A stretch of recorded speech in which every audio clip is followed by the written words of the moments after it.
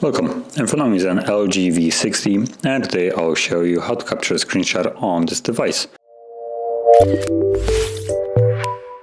So before we get started, you will want to open up the content that you wish to capture, which for me I'm just gonna use, let's see, I guess this page of apps, whatever.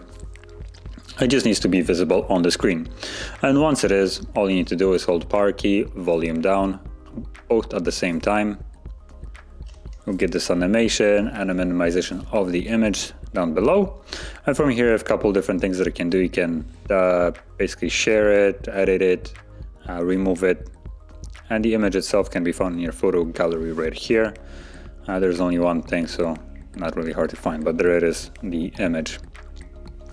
So that is how you would capture a screenshot. And if you found this very helpful, don't forget to hit like, subscribe, and thanks for watching.